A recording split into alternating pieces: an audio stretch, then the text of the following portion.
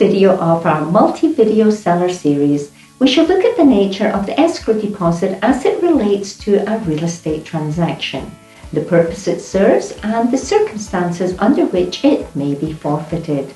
Here are 9 important questions answered about this very important facet of a real estate contract. Number 1. What is an escrow deposit? An escrow deposit is a monetary good faith gesture made by the buyer of a property to the seller. You can look at it as the buyer indicating his or her level of seriousness about or commitment to purchasing the property. Number 2. Where is an escrow deposit held? On most transactions, the escrow deposit is held in the bank account of the closing agent. That is the title company or attorney office which is going to be responsible for preparing the title work and making sure that the closing documents are correctly signed by both the buyer and the seller. Number 3. How large is an escrow deposit? Escrow deposits vary from transaction to transaction and depend on the motivation of the buyer and also the wishes of the seller. In general, an escrow deposit is not less than $1,000, frequently is 1% of the contract price, and has no upper limit. Number 4. When is an escrow deposit due? The sale and purchase contract will state not only the amount of the escrow deposit, but who shall hold it and when it is due. The most usual time frame is within 3 days of the signed contract, though a longer or shorter time may be written into the contract with the agreement of both the buyer and the seller. If the deadline happens to fall on a weekend or a federal holiday, then the deadline is extended to the next business day. Number 5. How is an escrow deposit paid? Perhaps the simplest and fastest method of making an escrow deposit payment is by wiring the funds to the closing agent's bank account after the buyer has been given the wiring instructions by the closing agent. If the buyer prefers, the buyer may drop off a check or money order at the closing agent's office if the buyer lives locally, or may send a check or money order in the mail using a fast overnight service which provides the ability for delivery to be tracked in the case of a delay.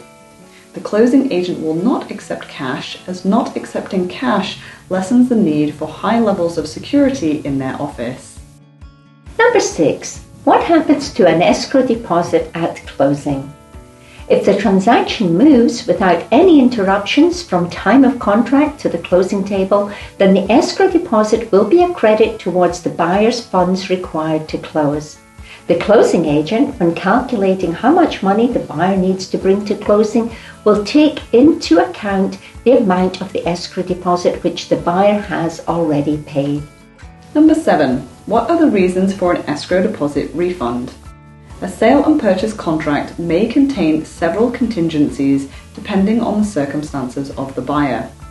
The contract may have an inspection, financing, appraisal, or house sale contingency.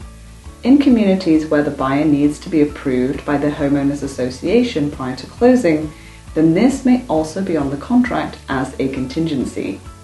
It is usual for all contingencies to have a deadline by which time the contingency will be considered as having expired and therefore no longer be in place.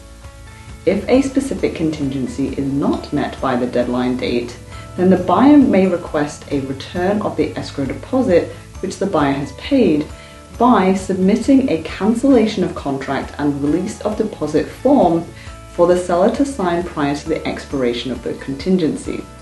Once the escrow funds are deposited, the money cannot be moved by the closing agent holding the funds without both the written consent of the buyer and the seller.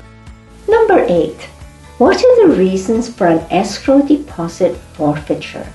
Should a buyer fail to close on the transaction for a reason other than one already provided for in the contingencies, or once a particular contingency has expired, then the buyer is at risk of forfeiting the escrow deposit. Should the buyer and seller not agree on the forfeiture and a cancellation of contract and release of deposit form not be signed by both parties authorizing the closing agent to release the deposit to the seller, then an escrow dispute ensues. At this point, an independent party will need to be involved to make the decision based on the sequence of events and the terms of the contract. Number 9. Do the real estate offices get any of the forfeited escrow deposits? Listing documents completed at the time of listing a property for sale have a provision in them whereby, should the seller be awarded the escrow deposit, the deposit is shared to some degree with the listing agent's office. The sale and purchase contract, in turn, has a provision whereby any forfeited deposit given to the listing agent's office must also be shared with the buyer's agent's office. Thanks for watching, and be sure to check out the rest of the videos in this seller series.